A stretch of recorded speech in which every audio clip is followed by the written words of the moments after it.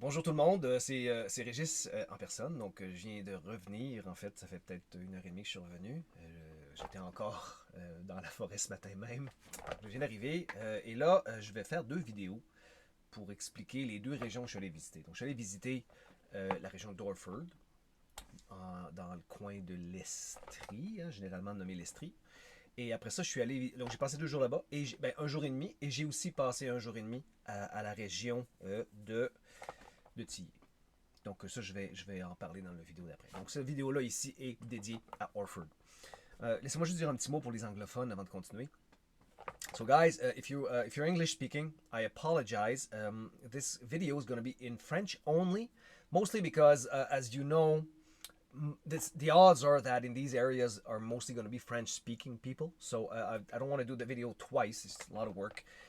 So I can only do it once. But I do clarify that in Teos, any Italian citizen can go to any area. So it's not because I'm making this video in French only that is only for French. Not at all. Any Italian can move to these areas as they wish, okay? So if you would like, you can still watch the video. If you don't understand, if you really want it, we may add subtitles, and you can still look at the little videos that I'll be, cutting into that video where you can see the land, you can see the area, and it gives you an idea, okay? Donc je dis aux Anglais que je vais faire la vidéo juste en français parce que c'est beaucoup de trouble, puis les chances sont plus élevées que ça va être juste pas mal juste des francophones qui vont s'installer dans la région d'Orford.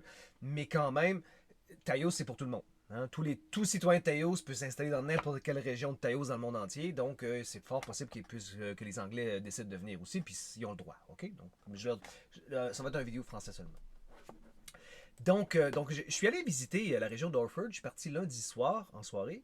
Ça a été un bon voyage parce qu'il faut traverser Montréal durant l'heure de pointe d'ailleurs. Et donc, je suis arrivé à la région en soirée.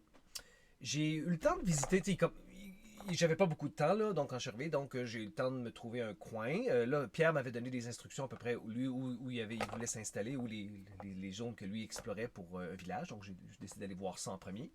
Je vous montre ici, bon, la région. On peut voir d'abord, je vous montre la photo ici de la grande région d'Orford, qui est composée de 4 sous-régions. Hein. Donc, on a en bas à gauche la grande région Orford avec le mont Orford, la région que pas mal tout le monde connaît. Et dedans, il y a 3 lacs, un dont je n'ai pas le nom, mais on a le grand lac Stockley et le lac Fraser, que je connais. J'allais me baigner dans le lac Fraser avec ma famille il y a quelques années. Puis, c'est vraiment magnifique. Okay? Puis là, donc ça, c'est une belle région. On l'a pas, en tout cas, du moins, Pierre proposait, puis je suis quand même d'accord, en fait, de moins en moins d'accord. Peut-être qu'on va en parler d'ailleurs. Lui, son idée, c'était d'éviter de provoquer peut-être Québec et les autres, les gens, en allant pas dans la zone la plus populée dès le début, puis aller se prendre une place plus reculée, où on est moins visible, puis se développer comme ça au début. Puis c'est une bonne idée, puis je suis d'accord avec ça. Quoique de plus ça va, plus je me dis peut-être qu'on n'a pas besoin de s'en faire avec ça, justement. Là, regarde, on est mieux, là. On est là, ça finit là, puis on existe, puis on a le droit d'exister, puis hein, s'ils sont pas contents, ils iront pleurer en arrière. C'est pas grave, là. Fait que je dis ça parce qu'il y a quand même le fait que la grande région d'Orford, elle, vient avec 3 lacs, alors que dans la région que nous, on a regardé, il n'y a pas de lac. Là, il y en a un, mais je vais en parler, là, mais c'est un lac Bombardier qui est privatisé par Bombardier, puis c'est frustrant parce qu'on a un beau lac, puis on n'y a pas accès. Ceci étant dit, on a quand même accès au lac Montjoie et au lac Brompton, mais via une 4e zone qui, elle, séparée du reste. Puis là, c'est ça. Donc, je clarifie, c'est 4 zones, puis c'est un peu un petit négatif de la région d'Orford, puis Mégantic est similaire. C'est 4 zones qui sont déconnectées. Puis vu que c'est une grande zone, une grande surface, ben, c'est quand même une bonne distance entre les zones. Mais avec une voiture, c'est pas long, mais si, admettons, il n'y avait plus de voiture dans 10 ans, ben là, il faut y aller à pied. Ça fait tu marches pas nécessairement du village jusqu'au lac Montjoie en 10 minutes. Là. C'est pas ça. Plus avec une voiture, un cheval, si on est rendu là dans le futur. Donc, c'est pas proche. Puis c'est un petit peu tannant parce que dans la zone où on a regardé, il n'y a pas de lac, justement. Mais c'est pas la fin du monde, là. Mais quand même, c'est à garder en tête. Donc, là, Pierre et moi, ben là, donc là, on peut regarder ici. Donc, je focus. Nous, on est allé, on a focusé sur la région ici, la région plus au nord. Donc, les 3 plus petites régions au nord, puis on a ignoré la grande région Mont-Orford au sud. Et plus précisément, on est allé dans cette région-ci, qui est la région nord-ouest, dans le fond. Alors, la région nord-ouest, bon, vous voyez le grand lac Brompton, sur lequel on n'a pas accès via cette région-là, mais on y a accès via la petite section lac Montjoie, lac Brompton, au sud. Et là, il y a comme un camping, il y a des chalets. il y a la route 222. Et là, de la route 222, ben là, on rentre vers le milieu de l'image. Là, on rentre dans nos terres. Et c'est là qu'il y a des petits chemins d'accès pour rentrer dans Taos. D'accord? Donc moi, là je vais vous montrer, je suis allé ici, bougez pas. Donc ça c'est, ici c'est les zones que je suis allé visiter. Donc le premier jour, moi, Pierre venait me rencontrer en milieu début d'après-midi, donc vers l'heure du dîner. Donc moi en avant-midi, je suis allé me promener et j'ai visité, bon évidemment j'étais moi dans la zone orange, la ligne orange, c'est ça que je me suis rendu. Et là j'ai visité la zone orange, là, un peu la forêt, donc j'ai pris un bon 2 heures et demie. Puis j'ai visité une belle grande zone de forêt dans ce coin-là, dont justement j'ai des vidéos à l'instant. En fait, je vais en montrer un maintenant. Ça, c'est une vidéo. Bon, je clarifie que j'ai encore utilisé cette fois-là ma vieille caméra, ma caméra qui semble pas faire des très bons vidéos. Donc, je m'excuse pour la qualité du son et de l'image, mais plus tard, j'ai réalisé qu'un cellulaire donnait une meilleure qualité, puis j'ai commencé à utiliser un cellulaire plutôt que cette caméra-là. Mais bon, les premières vidéos étaient encore sur la caméra de qualité médiocre. Donc, je mets la vidéo à l'instant qui vous montre la zone, le bout de la zone orange, donc celle en haut à gauche, dans le fond. Hey guys, salut gang. Quick note for the English. This is the lands of the Orford area, at least a part of it, which is a very good candidate. So I'm going to explore it, and since I do remind that all tie-ins are welcome anywhere in Taos, so even if I'm exploring the Orford area, which is predominantly French, I do clarify that it is perfectly available to the English too, but because there's statistically higher chances that more French will come here, I'll make this video in French only, or at least, actually I'll do it in bilingual, why not? So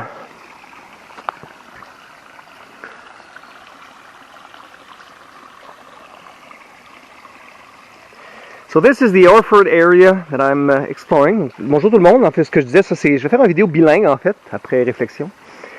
Ça ici, c'est la région Orford, les terres de Taos. C'est la région que Pierre a trouvée. C'est, en fait, je dois dire, c'est un excellent candidat. C'est vraiment une très bonne place. Pierre a bien choisi. De un, c'est dans la portion plus au nord de Orford, moins occupé que le coin de la montagne au sud, donc on a moins de chance pour le temps qu'on s'établisse. Il y a moins de chances de se faire tanner. Là. On sait qu'on peut on est chez nous, mais on veut quand même limiter les interactions le plus possible, ça va aider. Donc, bon, là j'explore rapidement, là, sans trop de prétention, là, mais j'explore un peu la région. Et mais c'est vraiment très bien. Hein. Il y a beaucoup de... Bon, la forêt est magnifique, encore une fois, sans surprise, c'est du bois franc, mais ça on le savait, région connue ici. Là ici on voit, il y a beaucoup de petites clairières.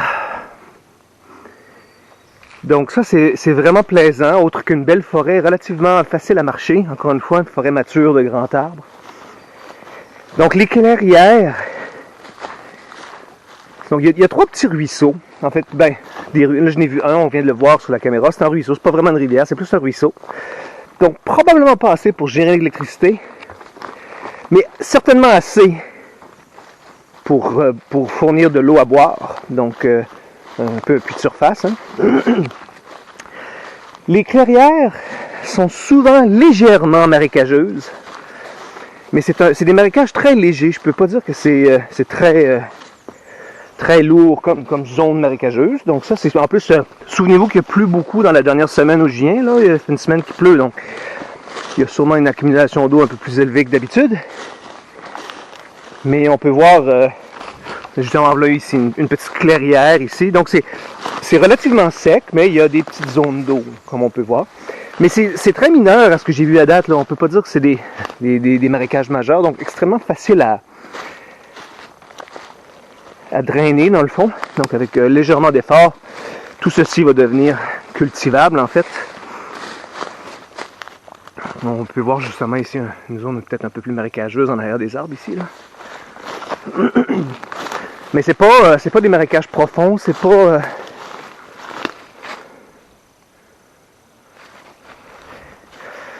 So just to repeat what I was saying here, so it's we're in the northern portion of Orford, which is a clever move because it's a less populated area, so we have less chances of encountering others, which is fine. We can because we are in our lands, but at the same time, the less we, the less we interact, the better. Less risks of conflict. We don't. So there's a road that the little path goes all the way up there. This obviously has been used by cars in the past. Now there's a bit of mud. I could go up, but I'll just turn here. So this area is the forest is hardwood. No surprise. We know the area, but it's very nice. The woods are easy access to walk in. It's very light, as you can see. It's a fairly mature forest, pretty much untouched. And it does seem to be used by hunters, so there's definitely some hunting around here. But other than that, we can see, well, these were trails. At some point, some pickups and trucks came by here, but it does seem to be a long time ago because some of these tracks are hard to access now, waterlogged. There's, other than the forest, there are nice little clearings like this. Some of them are a bit swampy, but I do clarify that it is very, very, very light swamp. So, like you see here, it's dry. So this is not even any water here. And you can see the woods. So there's a lot of little clearings like this a bit everywhere. So this actually will be very nice because it allows people to set up camp while we build the village. So as we know, the first year or two, before people have their actual houses, well, the first year is probably going to be a bit of camping. The second year, some small cabins temporary cabins will have been established. And then eventually people will have their houses and then live permanently. So as we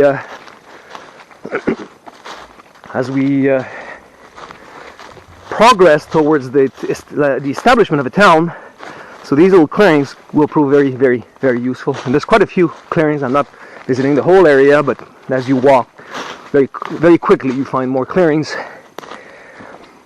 Donc ce que je disais, bon, c'est ça. Donc il y a beaucoup de petites. La forêt est très belle. Hein, c'est une belle forêt. Regardez, on peut voir. C'est facile de marcher là. C'est pas une forêt dense. Donc c'est une forêt relativement mature. On voit qu'elle n'a pas trop été touchée. Donc, c'est très facile à clairer ici, de faire des résidences, de faire des fermettes aussi avec vos animaux. Les petites clairières, il y en a plusieurs. Je ne sais pas si vous le voyez à la caméra, mais là je pointe. Si on regarde au fond de la forêt, il y a une autre petite clairière dans le fond, en dessous, en bas. On va continuer. Les petites clairières sont sèches essentiellement ici. Regardez, il n'y a pas d'eau là, c'est pas marécageux du tout, c'est sec. Et ça va être extrêmement pratique en fait pour les gens, parce pour l'établissement du village, où on comprenait le temps que nous on a des maisons permanentes, ça va prendre un certain temps. Hein? Donc il faut procéder par étapes. Donc les petites clairières vont être très utiles pour surtout la première année ou deux. Première année, ça va sûrement être une certaine quantité de camping, hein, le temps que les gens commencent, s'installent, viennent visiter surtout. Puis, donc de ce point de vue-là, il y a énormément d'espace. On peut avoir plusieurs centaines de gens ici, tout simplement à cause des petites clairières qui permettent. Puis même la forêt est tellement claire que ce serait relativement facile d'installer des tentes dans certains endroits de la forêt. Là, il y a des zones avec... il y a des zones assez faciles, peut-être pas où je suis en ce moment ici même, mais j'ai certainement vu des zones de forêt où on peut camper une tente de taille raisonnable, là, sans problème. Donc il y a vraiment de la place. Puis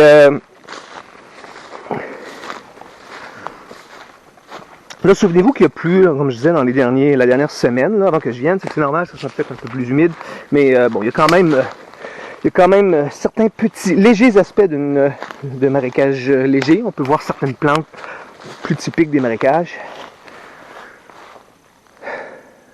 Hein, vous voyez, donc ça ici, c'est légèrement marécageux par ici, mais pas beaucoup.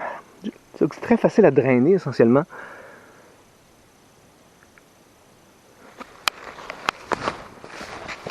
Donc ça, je disais, dans les petites clairières, dans la première année, beaucoup de camping, surtout les premières visites, le temps que les gens viennent un peu faire ce que je fais là, venir explorer. Puis éventuellement, ils vont avoir sûrement des petites cabines temporaires qui vont permettre une vie d'appoint là, jusqu'à ce qu'un jour vous ayez vos maisons permanentes.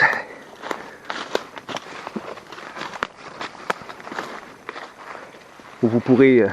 regardez ici, on est essentiellement ici dans la forêt. Ça, c'est plus une clairière en tant que telle, mais c'est tellement libre d'espace qu'on peut s'installer, une tente peut s'installer là.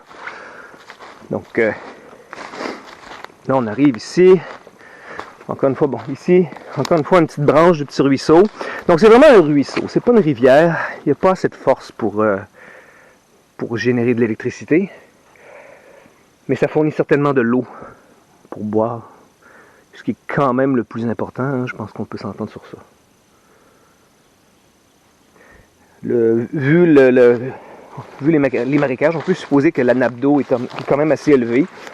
Ce qui est bon, parce que pour ceux qui veulent puiser des puits, ça risque d'être très facile aussi de trouver de l'eau par ici. Là. Donc évidemment, c'est une région très grande, donc là j'explore un peu avec la caméra ce sur quoi j'ai accès immédiatement, mais il y a plusieurs coins là où on peut tourner et puis explorer. Là. Donc là, bon, on voit un marécage peut-être plus marécageux. Mais définitivement une bonne zone. C'est une fois que on se donne mettons qu'on se donne un 5-6 ans, là, les gens viennent s'installer, construisent leur maison, et puis s'installent dans leur terrain, puis là éventuellement, souvenez-vous que dans Taos, on a le temps de travailler, là, les terres sont gratuites, il n'y a pas de taxes, donc vous pouvez travailler ensemble, puis ça sera après quelques années de travail commun, ça va venir ici très beau, là, une fois que c'est nettoyé, que c'est des petites zones drainées. Les gens l'oublient, mais un exemple, l'Angleterre, l'île de l'Angleterre, dans ses débuts, était extrêmement marécageuse aussi. Puis c'est l'Église catholique essentiellement qui a drainé les swamps et les bogs, comme ils disent, hein, B-O-G-S, bogs. Et puis maintenant, c'est l'Angleterre qu'on connaît, ça a été drainé. C'est juste de gérer l'eau. Hein. Donc vous voyez ici un marécage qui est possiblement drainable aussi, puis ça fait une belle grande zone cultivable aussi après ça. Là. Il y en a plusieurs comme ça, il y a plusieurs chemins là, qui nous permettent de... Je fais attention de ne pas marcher dans de l'eau, mais il n'y en a vraiment pas beaucoup. Là, vous pouvez voir, c'est pas de l'eau vraiment, c'est plus un peu boiteux de la pluie là, qui vient d'y avoir, là, mais c'est pas... je peux pas dire que j'ai besoin d'un bateau. Là. J'ai des petites bottes bien normales, là, même pas hautes, puis je marche bien. Là. So, back to English here. So what I'm saying is it's extremely usable area, very good land. Slightly swampy, like I said, but really not. I mean, this is just because I'm in the lower part. All I have to do is go to a higher part of the forest, and let me just walk here. And then, there we go, now we hit the woods in the end. I've been showing the clearings, but let's go walk in the woods. As you can see, the woods are very clear. On va aller marcher dans les forêts ici, juste pour sortir un peu des zones plus basses où il y a justement les zones marécageuses, mais c'est pas particulièrement marécageux, là, c'est quand même de la forêt. Donc là, je marche dans la forêt ici. Comme vous pouvez voir, c'est extrêmement facile de marcher dans la forêt. C'est très... c'est pas dense du tout. So the woods are not dense at all. It's very easy to walk. So this could all be homesteads. Eventually, you see, walking, and again another clearing in front. So there's a lot of spotty clearings, which is great. It makes it very easy to find areas to establish yourselves. Donc, vous voyez, regardez, je marche un peu dans la forêt, puis on arrive déjà vers une autre petite clairière. Donc, c'est quand même très facile de se trouver des... Regardez, donc, c'est vraiment facile de se trouver des zones où on peut s'installer. Encore une fois, on peut gérer l'eau, là, ça se gère, on fait des petites ruisselles, puis l'eau va passer, puis ça sèche. So the swampy areas, again, I just remind that we can drain the swamps, you know, make little drainage ditches, and over time the water will pass and it will dry up. And for those who forget, England, the island of England, you know, in 2,000 years ago, was mostly swampy, or at least in large part swampy.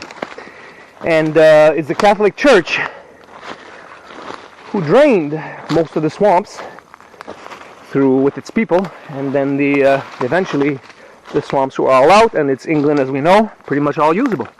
So I'm just saying that it's actually feasible. So after a few years, you know, the first 2-3 years, people will certainly establish themselves.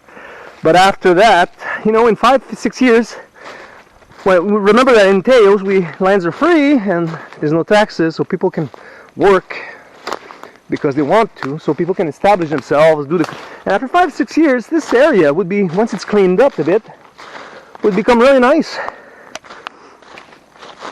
So as I said, there's also hunters, so there's definitely some animals. There must be some white-tailed deer, that's for sure. I've actually seen tracks and droppings, so definitely some deer around here. Donc je disais aussi, il y a certainement de la chasse ici, hein. Il y a des animaux, j'ai vu des traces de chevreuil. J'ai aussi vu en fait plusieurs types de traces de chevreuil. Donc il y a définitivement des animaux par ici pour la chasse. Donc vous pouvez voir à mesure que je marche comme ça, on peut voir le type de forêt. Donc c'est vraiment bien là. Donc c'est très facile pour les gens de venir, s'installer, se bâtir une petite maison. Puis apporter vos animaux, vos poules, vos poulets. Et ainsi de suite. Des porcs, éventuellement aussi des vaches. Je pense qu'on n'aurait pas trop avec quelques buffles. Oups. Excusez-moi, le vidéo a redémarré par erreur. Sorry guys, restarted the video by mistake. Anyways, I'll continue. So I'm walking through the woods here. So we can see that it's very nice, cleared woods.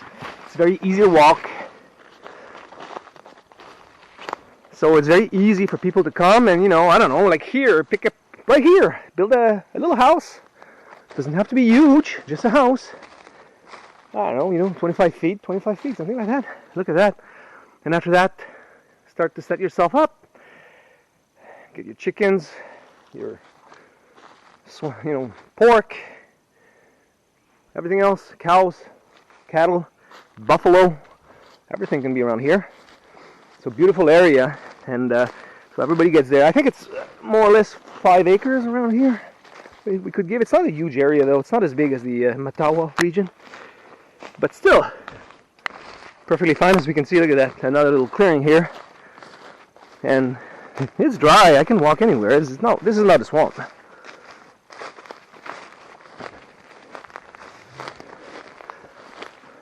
You see? So this is great. This could very much be used for camping. Set up maybe even a home comes here, you know. People can set themselves up. Definitely plenty of space. And remember, I'm only exploring a teeny part. Really, I'm not walking much. This area is much larger, of course. So we can definitely have thousands of families who can come here. And again, this is just the northern area of the Orford. Of course, we have a more southern area. So that's nice. Je répète aussi que c'est ça c'est la portion nord de la région Orford, mais il y a aussi la portion sud. En tout cas, il y a de l'espace en masse. Là, on peut avoir plusieurs milliers de familles qui peuvent venir s'installer ici à l'abri. On a accès au lac Brompton et aussi au lac Montjoie, hein, via les terres, parce qu'on a les terres d'accès dans ce coin-là aussi. Donc on a c'est vraiment un beau coin là. On n'est pas vraiment une belle place ici où les gens peuvent bâtir. Donc il y a de la place en masse, il y a vraiment beaucoup de place. Donc installer le village, puis on peut. Donc ici vous pouvez vivre en sécurité. Pas de vaccin ici, pas de police tyrannique, ils n'ont pas le droit. Ici, vous êtes libre. Si vous faites achaler, vous avez vos propres shérifs, policiers, vos cours de justice. Fait que, vous avez la force et le pouvoir de vous organiser. Là, je répète aussi que je me fais juste marcher une petite zone. C'est tout petit ce que je marche. Là. La région est beaucoup plus grande. Je sais que Pierre me disait qu'il y a plusieurs petits ruisseaux. Là. Il y en a quelques-uns plus à l'ouest. Je crois qu'il y en a 2 à l'est aussi. Fait que c'est grand. Là. Ça, c'est sans compter. Fait qu'il y a tellement d'espace. Comme vous voyez, on peut s'installer des petites cabines temporaires le temps que les gens construisent. On peut facilement placer des centaines de personnes là, en camping temporaire. Il y a tellement de petites clairières, il y a de l'espace en masse. Là, vous pouvez construire, soit apporter des tentes, soit même des campers. Là. On peut agrandir le chemin. Les gens peuvent laisser leur camper temporaire. Ou sinon, se faire bâtir une petite cabane temporaire. C'est pas obligé d'être grand-chose. Là. Juste l'espace juste pouvoir vivre le temps qu'on construise nos maisons. Le seul petit hic que je dois mentionner, c'est qu'il n'y a pas beaucoup de sapins, ce qui est bon hein, quand même. C'est pas mal tout du bois dur, c'est magnifique.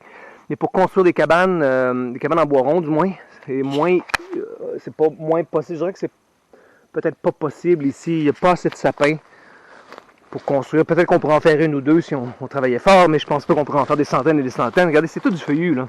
C'est tout du bois dur. Fait qu'on peut pas nécessairement faire de cabanes en bois rond, à moins qu'on les fasse en bois rond, en bois dur, en bois franc, ce qui n'est pas impossible, il y a tellement de bois franc, mais bah, à voir dans le fond, hein. Ça clairerait certainement un bout de chemin, mais en tout cas, il y a du bois. En tout cas, pour se chauffer, il n'y a pas de problème, il y a du bois franc à profusion. Mais c'est ça, pour la construction, ça risque d'être un petit peu plus difficile, à moins qu'on importe les matériaux, qu'on achète. Ce qui est parfaitement correct aujourd'hui, mais si l'économie mondiale venait à arrêter, ça pourrait être problématique. Et donc, mais bon, au pire, construisez en bois franc. Ça se fait. Donc, là,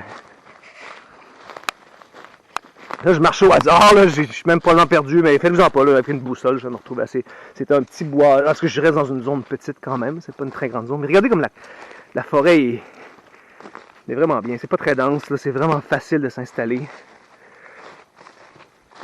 Hein, apportez vos animaux. Enfin, on va aller voir, il y a vraiment des petites clairières partout, là, c'est vraiment plaisant dans ce sens-là. Ça respire, je peux pas dire que c'est étouffant ni claustrophobique ici, là, vraiment pas. Il y a de l'espace, on se sent pas, il y a des forêts, des fois, on a l'impression de marcher à travers une jungle, là. Donc ici, on voit que c'est plaisant, là, ça respire. Hein, encore une autre petite clairière. Il y en a partout. Vraiment partout. Bon, ici, c'est un petit peu humide. Il y a un peu... Ah ben en fait, je pourrais passer là. C'est pas partout. Comme je vous dis, si c'est marécageux un peu, c'est vraiment minimal. C'est pas énorme. C'est vraiment pas des grands marécages. Puis aussi au niveau qu'il y a plu aussi pendant la dernière semaine. Là. Donc, on voit ici quelques herbes plus marécageuses. Mais encore là, c'est toutes des choses qui se clairent. So, I do repeat again that although it may be a little bit swampy, it's really not much. Now, there's a few plants that are a bit swampy, but this can be cleared very easily. Improving drainage around here. People work a bit. Won't be long. And you can bring that water to the little river, so that will be cleared. That will dry up, and here you can have a house. You see, once this is cleared here, for example, that could be a house right here. Hein? Comme ici, un exemple, là, il s'agit tout simplement d'améliorer le drainage. Faire des petits ruisseaux, des petites ruisselles qui apportent l'eau à la petite rivière, puis voilà, ça sèche très rapidement, là, il n'y a quasiment rien, puis là, regardez ici, ça peut être une maison, là. Hein? Regardez, une fois que c'est clairé ici, là, pour avoir une maison juste ici, avec tout le terrain autour, vous coupez des arbres, vous avez vos poulets, vos animaux, vous vivez, vous pouvez vivre à votre, comme bon vous semble, là, c'est vraiment ça, là. C'est ça, Théo, c'est qu'on revient à une vie plus traditionnelle, mais au moins libre. Donc, sur nos terres à nous, personne ne peut vous déranger. Bon, je pense que ça couvre. Hein. Ça vous donne une idée un peu du coin. Là. Maintenant, je vais essayer de retrouver mon chemin. Mais comme je vous dis, pas de stress. J'ai pas l'impression qu'on est très loin. Okay, guys, same thing. So, I think you've seen the essentials. You definitely see this with this video, the kind of area we're looking at. Very, very nice. Definitely usable. Definitely. I mean, considering the state of the world we're in, this is definitely a nice place. You can build your house, your homesteads, bring your animals, and get set up. Eventually it might even be farmable, and to a certain extent. So, in the end we have to remember that pretty much all the Canada was like that at the beginning. So it's a question of clearing, being pioneers, clearing up. And after a couple years here, people will have cleaned up, worked, and I know it will start to set up as a town, and it will be clean. And then as it cleans up, it will be a very nice area, definitely a nice area.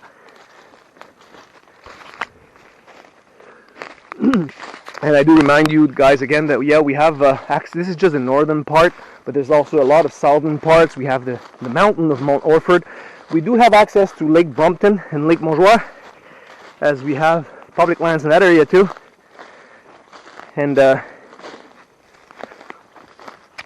so again, we can definitely fit thousands of people in this little area here. So okay, merci tout le monde. Thank you everyone. I hope this is useful. Of course, this little video won't replace coming to visit, but it gives you an idea from your home.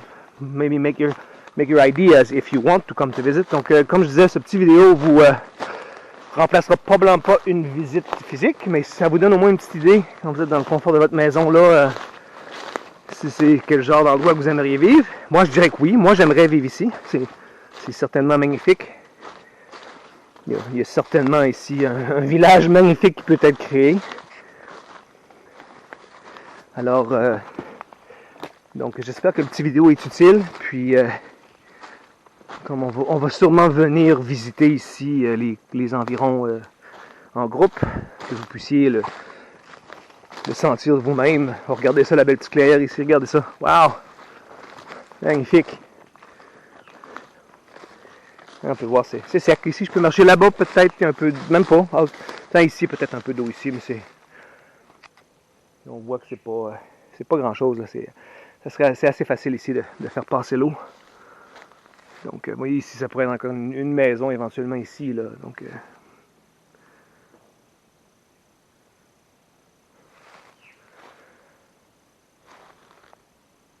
well, I think I don't remember if I repeated it in English. So I'll say it in English. I did say it in French.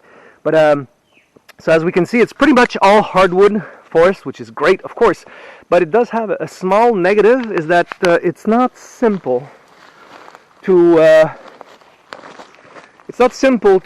create, to build log homes, because the pine is very rare. Both pine and balsam fir, they're actually near inexistent. There's a few, but near none, really. It's all hardwood.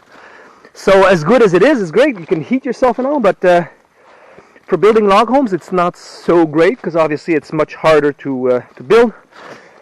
Maybe could build one or two, but even that might be hard. I really don't see nearly any pine. Nearly. There's none. It's no evergreens. It's nearly all hardwood.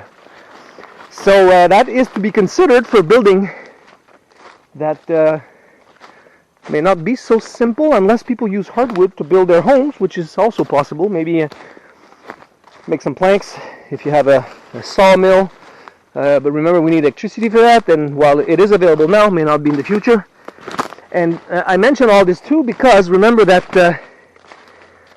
there we see here a trail. This probably was used by hunters in the past, but it doesn't seem to be used now. These trails are out of use.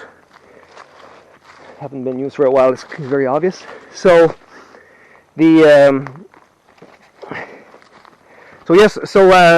for your homes, plan that pine trees are not much available. So I don't think log homes are very possible unless you do it with hardwoods, which is possible but harder, and would clear quite a bit of woods.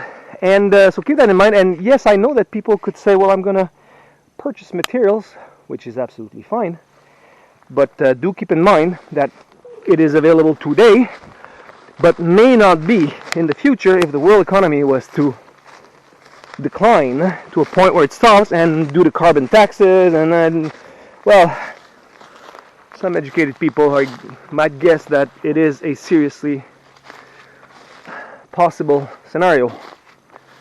So we have to kind of keep that in mind. That building materials may not be so simple, considering the type of forest it is, unless we build off hardwood, which is also fine. Worst case, you know what? Forest regrows. It does regrow.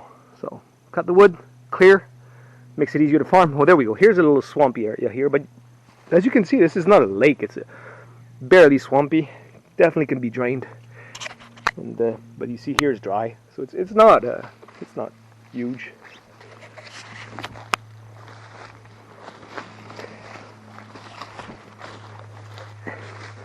You see here, but remember that it did rain for the last week. So yeah, so everything to be kept in mind. That that's a path right there. Could probably visit also. The water seems to drain down here. So that's you see that path. Another clearing at the bottom. So that's nice. There's a lot of space. But remember that I'm walking right now because it is easier, mostly in the lower areas, which make. Actually, you know what? Let's keep walking a bit. Why not? So, but as you go up, obviously it becomes forest and it's dry. So that's definitely. I do not know how this video will come through. Here's water here.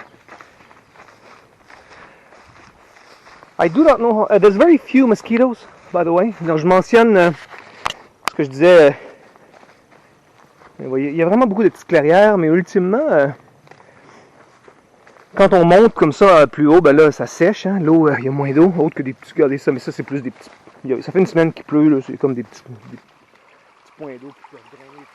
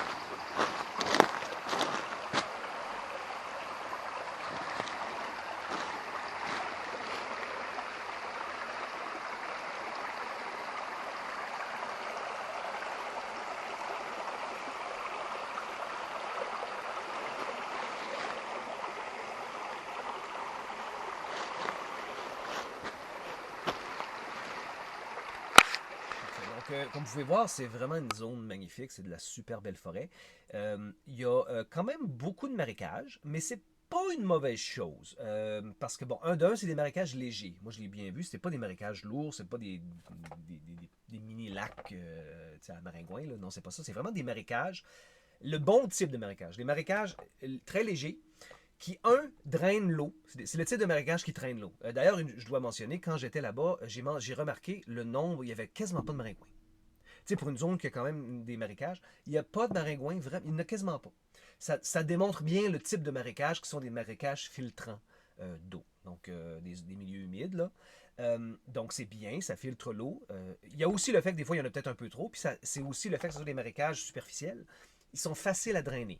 C'est des marécages qu'on a juste à faire des ruisselles pour que l'eau puisse passer, les petites rivières, l'eau de pluie puisse se rendre au ruisseau, puis ça sèche, puis là on peut s'en servir. Donc on n'est pas obligé de conserver tous les marécages, mais il y en a quand même une certaine zone, on les voit quand on regarde sur une carte comme on voit ici, on voit des petites zones où il semble ne pas avoir de forêt, là, ben ça généralement c'est des marécages. Donc c'est un petit peu plus marécageux, mais la forêt est quand même magnifique, là, c'est une très belle place, puis encore une fois les marécages se drainent, donc c'est pas un problème. Et après ça, je suis aussi allé visiter la région juste au sud avec la ligne rouge, l'autre bord. Donc là aussi, vous voyez, j'ai pas eu le temps de. Là, Pierre s'en venait, donc je me suis un peu dépêché. Je suis pas allé faire une très grande zone, mais j'ai aussi vu une magnifique forêt. Petite vidéo rapide que j'ai faite, je vous montre à l'instant. Salut tout le monde! J'ai un peu de temps en attendant quelqu'un. Je me suis dit que j'allais explorer le côté sud de la route. On peut voir la route là-bas. On l'entend surtout. La 222.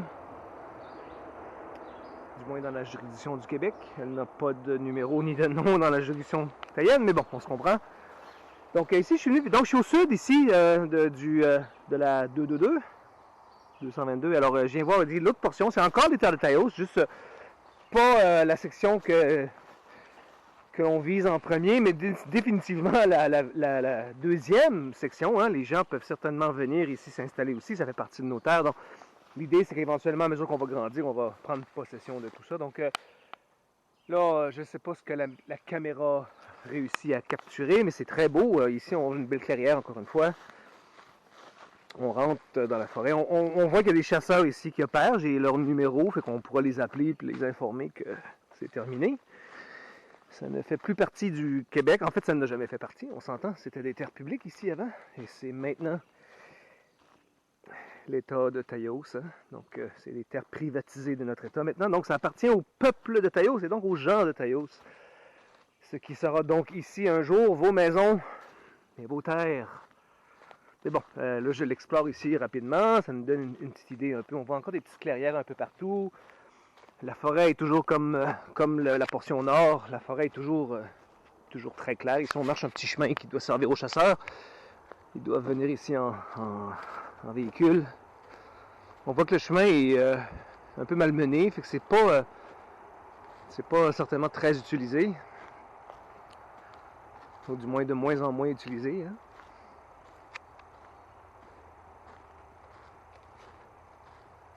Donc on voit là-bas une petite clairière. Donc je n'irai pas trop loin là, parce que j'ai rendez-vous dans quelques minutes pour rejoindre quelqu'un de Taos justement, qui vient enfin se rencontrer. Mais bon, en attendant, j'explore un petit peu. On voit encore une petite clairière en bas là.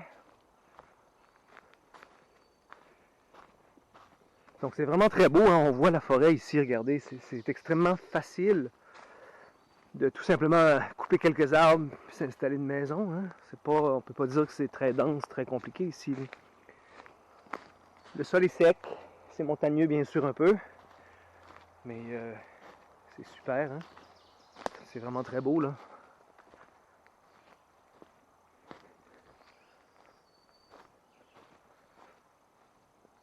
Voyez-vous là, regardez, c'est vraiment un endroit super. Là, j'ai pas la carte avec moi, mais si je me trompe pas, il y a un petit lac pas très loin d'ici, je sais pas trop où exactement. Mais éventuellement, on se rendrait à un lac quelque part par là. Évidemment, Taos, ici on est plus sur la limite est des lignes, donc Taos dans le fond c'est plus par là-bas qu'on se développerait, parce qu'ici, je sais pas exactement où se termine la limite des terres taïennes, mais bon, plus par là, bien sûr, c'est quand même plusieurs centaines de mètres par là-bas, là, donc on est quand même dans Taos ici. Mais on sait qu'on a beaucoup d'espace de ce côté-là, qui peut accommoder, bien sûr, plusieurs milliers de familles en soi. Vous voyez, donc là, j'ai visité cette partie-là. Et là, éventuellement, en avant-midi, Pierre est arrivé. C'était le fun. Hein, on a pu se rencontrer. C'est des jours plaisants. On a des citoyens italiens qu'on ne s'était jamais rencontrés. Là, c'est le fun de se parler. Vous me voyez sur Telegram. Vous voyez des vidéos comme ça. Mais c'est une autre chose quand on réussit à se serrer la main et on passe du temps ensemble. Donc, Pierre et moi, on a passé du temps ensemble. On est allé se manger un petit lunch. On a passé l'après-midi à visiter. On est allé, là, ensemble, en fait, on est sorti. On a marché un peu dans cette zone-là, orange, encore une fois. Mais après ça, on est reparti et on est allé voir la zone bleue, qui est la zone que lui, Pierre, de prédilection. Lui, c'est là que lui démarrerait le projet. Là. Donc, lui, il aurait la petite ville. Puis, je suis d'accord avec lui que c'est un excellent point de départ parce que le chemin est plus court, là, la ligne bleue est plus courte que la ligne orange. Et puis, au bout, il y a une belle zone, même si le chemin de la ligne orange a aussi une zone clairée pour des tentes, puis là, les gens peuvent s'installer. La zone de la ligne bleue, la région est plus grande, à peu près 2 ou 3 fois plus grande. Donc, il y a plus d'espace pour s'installer. Donc, ça fait un beau setup pour les gens qui veulent commencer à venir travailler, parce que c'est vrai qu'au début, quand on commence, les gens risquent de venir en tente, peut-être s'installer des petites roulottes, mais le temps que les maisons commencent à s'installer, puis que les gens puissent être bien, il faut quand même un espace pour pouvoir vivre ou se placer. Donc, il y a ce genre d'espace dans ce coin-là. Fait que ça, c'est quelque chose de vraiment bien. Puis là, Pierre et moi, on est allés visiter un peu ce coin-là. Justement, je vais vous montrer un vidéo justement que j'ai fait dans la région de la zone bleue, qui est vraiment très bien. Ça, je l'ai fait le lendemain matin, remarquez, mais ça va tout ensemble à l'instant.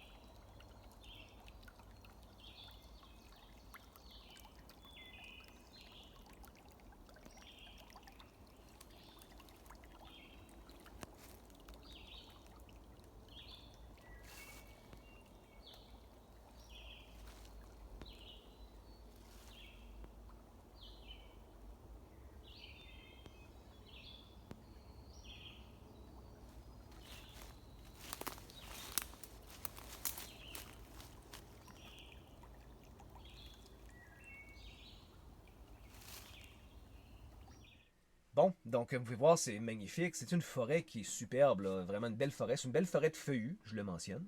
Puis, un petit peu plus humide quand même. On voit le type de bois. C'est une forêt plus humide que si je compare à Freedom City, que je suis allé voir, une belle forêt sèche. Là. Ça, c'est le fun, parce que peut-être parce qu'elle est plus à l'ouest. C'est plus sec dans ce coin-là que plus à l'est. On voit la différence. Une forêt qui est plus humide, on le sent. Le point de rosée était assez élevé quand même. Là. Mais bon. Mais c'est quand même une zone magnifique quand même. C'est très bien. Donc, on est allé voir ça. Et puis, après ça, Pierre et moi, on a quand même fait quelques petits coins. On est allé voir il y a une rivière hein, qui, malheureusement. Mais généralement, si on la prend près du village, près du camping, elle n'est pas sur les terres tayennes. Mais c'est une belle rivière qui, elle, c'est dommage parce que c'est une rivière qui peut faire de l'électricité. Donc, on est allé voir la petite rivière. C'est vraiment une super rivière d'ailleurs, hein, une belle rivière. Et on est allé voir aussi, on a voulu aller visiter le coin du lac Montjoie. Donc, on a fait le chemin. Malheureusement, il y avait une barrière qui bloquait le chemin parce que, tu sais, Québec, avant que Taïos arrive, eux autres, ils bloquaient ça pour que juste les VTT puissent passer pour les voitures. Nous, évidemment, c'est une barrière qui est illégale. Avoir eu des cutters, j'aurais coupé la barrière avec plaisir parce qu'elle est illégale pour les Taïens. On serait allé voir. Mais bon, on n'avait pas d'équipement. Donc, on a dû revenir. Donc, on n'a pas pu aller visiter la région Montjoie. C'est, en fond, c'est une petite région qui est plus petite, la plus petite région. Mais elle touche autant le lac Montjoie que le lac Brompton. Fait que c'est le fun. Ça nous donne accès au lac avec ça. Fait que ça, c'est vraiment bien. Voilà, c'est l'essentiel déjà de Dorford. Là, vraiment, je dois le dire, c'est un super coin. Moi, je trouve ça génial. Pour ceux qui veulent aller vivre là-bas, c'est super. C'est une région qui est un petit peu plus montagneuse, un petit peu plus rocheuse. C'est normal, hein, c'est dans les Appalaches. Donc, ça ressemble un peu aux Laurentides. C'est ce style d'environnement-là, mais c'est magnifique. Il y a de la terre, comme je dis, il y a aussi des marécages. Ça veut dire qu'il y a une bonne terre, on peut les drainer. Il y a moyen de faire de l'agriculture sûrement dans ce coin-là aussi. Une forêt de bois franc. Donc, facile, de la bonne construction, des meubles, hein, les gens vont être confortables. Donc, vraiment, vraiment super. Aussi, comme dit Pierre, c'est ça, aussi vu qu'on est près, hein, vu qu'il y a des petits chemins qui sont pas longs, sont près, tu as la 222, tu as les villages, tu as Sherbrooke, tu as Magog qui est pas loin. Fait que là, tu as la civilisation, façon de parler, du moins étrangère de Québec qui est proche, mais ça nous aide. Donc, c'est facile de faire venir des matériaux, de faire construire. Donc, ça, c'est vraiment un point majeur de la région. Il y a aussi beaucoup de beaux petits ruisseaux. Pierre me dit qu'il y en a 6. Moi, j'en ai vu 2. Mais j'ai pas exploré toutes, là. Mais je le crois, là. Moi, j'en ai vu 2. Puis on les a vus justement dans les vidéos, là, les petits ruisseaux. C'est pas des rivières, c'est vraiment des ruisseaux. Il n'y a pas moyen vraiment de s'en servir pour faire de l'électricité, là. C'est vraiment des ruisseaux. Mais c'est une eau qui est limpide. Donc, c'est de l'eau, ça peut servir de puits de surface, ça donne accès à de l'eau potable. C'est sûr qu'on peut creuser aussi des puits, puis vu que la nappe d'eau est probablement pas très haute, on peut trouver de l'eau très facilement aussi. Ça, on le sait, l'eau est partout dans ce coin-ci. Hein. Mais ceci étant dit, l'eau du ruisseau, on y a goûté, puis c'est de l'eau limpide, parce que justement, tous les marécages qui filtrent, tu vois l'eau, là, claire comme d'eau de roche, là, littéralement. Donc, c'est de l'eau de roche. Donc vraiment, là, des belles petites rivières qui permettent un bel accès à de l'eau. Vraiment, là, un super confort. Aussi, il y a, comme je disais, il y a des belles petites clairières hein, qui sont idéales pour l'eau potable. Ça, c'est vraiment super. Je l'ai mentionné quelques fois, je le répète, c'est une forêt de bois franc. Encore, ça, c'est typique, on le sait, du sud de la région, mais quand même, c'est bon de le mentionner. Il y a des sapins. Il y a un peu de pin, surtout du sapin dans ce coin-là. Mais il n'y en a pas beaucoup. Je ne peux pas dire, là, c'est vraiment moins de 5% de la région forestière, c'est des conifères. C'est vraiment du bois franc, du beau bois franc. J'ai vu, il y a de l'érable, sûr, j'ai vu de l'être, il y a un peu de bouleau blanc. En fait, le bouleau jaune domine dans cette région-là. Donc là, c'est ça qu'on peut savoir déjà que c'est une région plus humide. Les bouleaux jaunes tendent à dominer dans une région qui est plus humide. On voit que c'est plus humide que justement quand j'étais dans Freedom City. Puis on le voit aussi, beaucoup plus de pins. C'était une région beaucoup plus sèche là-bas. Plus humide dans ce coin-ci, des petites fraises sauvages. Mais c'est magnifique aussi, là. C'est super. Moi, ça m'a rappelé beaucoup la région des Laurentides, mais plus au sud des Laurentides. Donc plus proche peut-être de Saint-Sauveur. Fait que, en fait, oui, je dirais que. En fait, si vous connaissez les régions, là, ça ressemble beaucoup à la région de Saint-Sauveur. La région de Mont-Orford. Puis, on s'entend région de Saint-Sauveur, c'est super. Donc, c'est vraiment un super beau coin, là. Aussi, il faut noter aussi, j'ai comparé les tailles. C'est sûr qu'on a des régions qui sont plus propices à des grands établissements. Ça, c'est une région qui est plus petite. Là, j'ai pas pris les dimensions de la grande région Orford au sud, que honnêtement, je pense je vais pousser pour qu'on la popule assez rapidement. Mais on a beaucoup d'espace, c'est la plus grande des régions. Fait que là, on était dans la deuxième plus grande région et la plus petite région aussi. Donc là, je les ai pris ensemble. Je l'appelle zone 1, qui est la région nord-ouest, ce que j'ai étudié avec Pierre. Et ça, là, j'ai fait C'est un maximum théorique. Okay? C'est purement mathématique. En vraie vie, on le sait qu'il y a moins de monde ou de terres qui se prennent parce qu'on sait qu'il y a des zones pas utilisables, il y a des montagnes, des rivières, on laisse des espaces. Donc, ça, c'est un maximum théorique que je vous donne. Mais dans la zone nord-ouest, on peut avoir un maximum théorique de 1739 terres de 4 acres. C'est super bien, ça. Donc, un maximum théorique de 7000 individus, parce que tu sais, on compte en famille, on dit, on donne 4 personnes par famille, chaque terre a une famille essentiellement. Grosso modo, 7000 individus, donc on peut faire un village de 7000 individus dans cette région-là, grosso modo. Ceci étant dit, évidemment, c'est un maximum théorique. Il y a aussi la petite zone au nord-est plutôt, qui est plus petite bien sûr, mais elle, on peut mettre 156 terres avec un maximum de 500 personnes. Fait que c'est pas un énorme village, mais tout le monde a son 4 acres. Dans le Taillos, on a un modèle étiré, étalé, hein, ça prend de l'espace. Mais c'est des. Aussi, il y a moyen, évidemment, on le sait je sais que Pierre, justement, a un peu ce plan parce que vous allez en parler, vous allez tous le décider ensemble. Et Pierre m'a parlé que lui, dans sa tête, il avait l'idée d'offrir, dans certains cas, des lots plus petits, mais de faire des zones communes d'agriculture, peut-être aussi des fermes, des zones fermes communes. Donc, tu sais, il y a moyen, c'est à vous de décider. Mais en théorie, si on assigne tout le monde son 4 acres, parce que c'est un droit, ça donne ce genre de maximum-là. Donc, on peut aller jusqu'à 7500 juste dans la zone nord de Morford, de la zone Morford.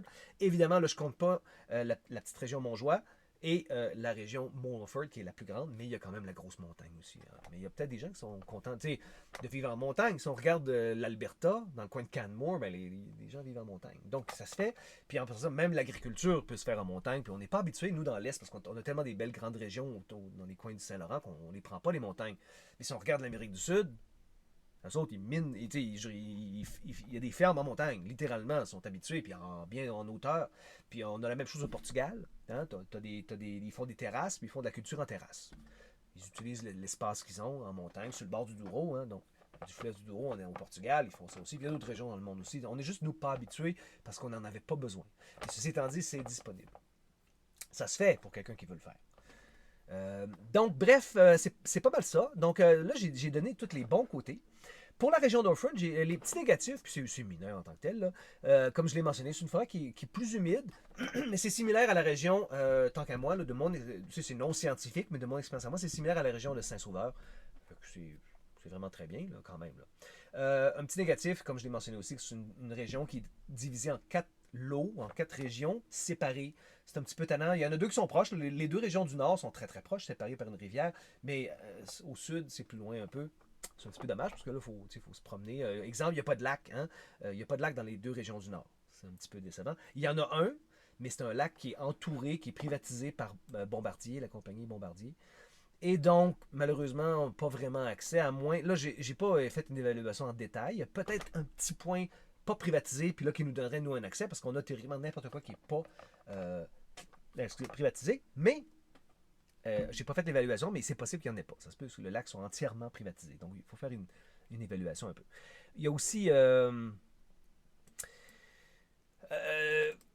Ouais, ben c'est qu'il n'y a pas de bonnes rivières. Hein. Il y a des ruisseaux, je l'ai dit, c'est super, mais il n'y a pas de grosses rivières. Il y en a une, mais elle n'est pas en terre taïenne. Sauf si on regarde la région au nord, que là, je vois que oui, elle croise. Dans le fond, on l'a, la rivière. Dans le fond, maintenant que je regarde ça, maintenant que je l'évalue, on l'a, plus au nord. Puis ça, c'est bon, parce que là, c'est une rivière, on peut faire de l'électricité. Mais autrement que cette rivière-là, il n'y en a pas d'autres. C'est des ruisseaux, pas vraiment ça. Mais je reprends un peu ce que j'ai dit, parce qu'on y a accès, évidemment, à la rivière. Je le vois sur la carte. Un autre petit négatif, pas énorme, mais un petit négatif, c'est qu'il y a beaucoup de marécages. Puis, c'est pas un négatif majeur, mais il y en a quand même beaucoup. Ce qui veut dire il va falloir soit en accepter quelques-uns, parce que justement, on sait que ça filtre l'eau, mais il y en a d'autres qu'il va falloir drainer. Puis c'est pas la fin du monde. Je vous rappelle que historiquement, si on remonte à 2000 ans, l'île de l'Angleterre, par exemple, était en grande partie des marécages, puis des bogs, ils appellent ça des BOGS, des bogs, là, des marécages. Hein, c'est essentiellement ça. Il y en avait énormément. Là. Mais c'est l'Église catholique, on l'oublie, mais l'Église catholique a fait des gros efforts pour drainer les marécages pendant plusieurs années. Hein, et éventuellement, c'est devenu les terres fertiles, puis maintenant qu'on connaît, qui sont devenues des terres agricoles. C'était il y a longtemps. Puis d'ailleurs, c'est pour ça qu'on voit souvent dans les nouvelles, dans un ancien marécage, ils ont trouvé telle affaire qui était un épée qui date de X, ou tu sais. C'est ça, c'est parce qu'il y a eu un temps où c'était des marécages, où maintenant, c'est des terres agricoles, puis là, ils découvrent des affaires là-dedans. Donc, ça se draine les marécages. Ça se fait. On a juste oublié, mais ça se fait. Puis une fois un marécage drainé, je vous rappelle, c'est une très bonne terre. En fait, une terre qui est riche. Et pour l'agriculture, c'est super. Fait que c'est possible on puisse revenir à faire ça, peut-être pas pour tous les marécages, il y en a qui sont utiles, mais d'autres. Puis là, vous avez des zones déjà clairées d'arbres. Hein, vous n'avez même pas besoin de dessoucher. Vous faites juste le drainer. Puis tout de suite, vous avez une terre agricole, une zone agricole où vous pouvez faire pousser vos légumes. Ça vous fait il y a des régions, j'ai vu certains marécages qui sont quand même assez grands. Une fois clairés, vous avez littéralement une zone agricole. C'est peut-être pas une ferme commerciale énorme, mais vous pouvez certainement faire des légumes pour plusieurs maisons. Là. Donc, il y a de l'espace, là. Ça fait un grand jardin. Là. Donc, c'est tout quelque chose qui est possible aussi. Finalement, mon plus grand négatif de la région Harford, c'est mon plus grand négatif. Ça, c'est le point vraiment qui m'a chicoté. Mais en même temps, il y a une solution. Donc, c'est juste temporaire comme négatif. Mais c'est la 222, l'autoroute 222 qui traverse dans surtout la zone nord-ouest qu'on a visitée, Pierre et moi regardons. Elle traverse. C'est une autoroute, c'est une route là, qui roule à 100 km/h. Ça va vite. Puis elle est extrêmement passante. Donc, ceci étant dit, c'était quand même, moi, le temps que j'étais là, c'était le début des vacances d'été. Fait que c'est sûr que là, tout d'un coup, tout le monde venait au lac, tout le monde venait en vacances. Là. Fait que c'était probablement plus passant, mais le temps qu'on était là, c'est extrêmement passant. Puis on l'entend de la forêt. Même si on l'entend moins à mesure qu'on rentre dans les terres, là où il y aurait justement on l'entend beaucoup moins, mais on l'entend pareil. Donc ça, j'ai trouvé ça tannant, surtout le matin et le soir quand il y a les heures de pointe. Ceci étant dit, je vous rappelle quand même que j'étais à non seulement l'heure de pointe, mais aussi la saison de pointe, hein, le début des vacances. Et il y a aussi le fait que, bon, c'est seulement maintenant, parce que les Nations Unies viennent d'annoncer officiellement que d'ici 15 ans, il va y avoir une réduction, ils poussent pour une réduction de 75% des véhicules au monde entier. Puis je les crois qu'ils vont le faire. Et ça, c'est sans compter la crise économique qui s'en vient. Et vous le savez, on est en désindustrialisation, ce qui veut dire ils veulent retirer essentiellement les technologies des gens. Et donc, les voitures vont réduire énormément, ainsi que les camions. Ça va revenir c'est même pas impossible que, si la crise économique était aussi sérieuse, c'est même pas impossible qu'on revienne aux chevaux et aux carrosses, là, vu le retrait de ces technologies-là. Puis le peu de voitures qui vont rester vont probablement être électriques, ce qui fait beaucoup moins de bruit. Donc, moi, je dirais que d'ici 10 ans, il est fort possible que ce ne soit plus un problème. En fait, je suis pas mal sûr que ce ne soit plus un problème. Fait que on est à l'apex là, de la période des voitures tannantes. Il y a trop de voitures dans le monde, puis ils sont en train de s'en déclin. L'inflation monte. Fait que le concept d'acheter une voiture, ça va pas fonctionner. Quand ça va coûter 250 000 $ une petite Honda, plus grand monde qui vont l'acheter. L'équivalent de, je veux dire. Hein. Donc, c'est pour ça que le bruit de la 222, moi, je dirais qu'il ne faut pas s'en faire à long terme parce que ça va descendre. Donc, on le tolère de toute façon, ça va prendre 2-3 ans, s'installer, le temps. Puis d'ici là, ça va commencer à baisser. Avec la crise économique, le prix de l'essence qui monte, il va y avoir beaucoup moins de voitures. Donc, ultimement, là, je termine avec ça. Je ne voulais pas le faire trop long. Donc, c'est super.